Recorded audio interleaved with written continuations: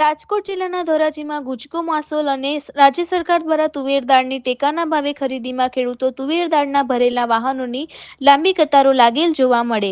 Reporter Firoz Chuneja, Dhoraji. તમારું નામ? મારું નામ ભીમજીભાઈ રાણાભાઈ, ધોરાજીથી હું આવું છું। તુવેર લઈને આવ્યા છીએ અને સરકારશ્રીનો મેસેજ આવ્યો એટલે અમે તુવેર લઈને આવ્યા છીએ।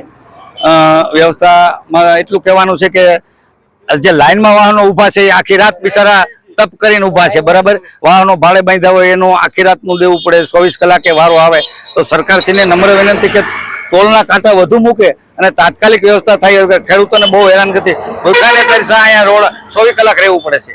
બાકી ભાવ સારા મળે છે, એમાં બે મત છે। ખુલ્લી બજાર કરતા અહીંયા 100 રૂપિયા વધુ મળે છે।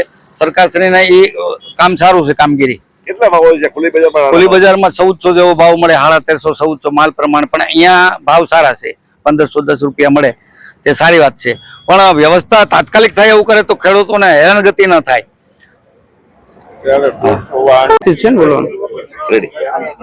મારું નામ શૈલેષભાઈ ડાંગર છે। અત્યારે જે ખરીદી ચાલી રહી છે સરકારશ્રી દ્વારા નોડલ એજન્સી તરીકે ગુજકો માસોલ ખરીદી કરી છે। એમાં ગુજકો માસોલ અત્યારે 1510 રૂપિયા પ્રતિ મણનો ભાવ આપે છે, જે ખુલ્લા બજાર કરતા બહુ સારો ભાવ છે। અને બધા ખેડૂતને, ધોરાજીના ખેડૂતને એક નમ્ર અપીલ છે કે બધા ખેડૂતો આવે। જે લોકોનો તૈયાર નથી થઈ ગયો અને મેસેજ આવ્યો છે એ લોકો આવીને વેઇટિંગ લિસ્ટમાં નામ લખાવી જાય, એનો પછીથી એનો માલ જોખવામાં આવશે। તો બધા ખેડૂતોને એક રજૂઆત કરવાની છે કે બધા ખેડૂતો આવે અને અહીંયા સરકારશ્રી દ્વારા જે ટેકાની ખરીદી થાય છે એનો લાભ લે।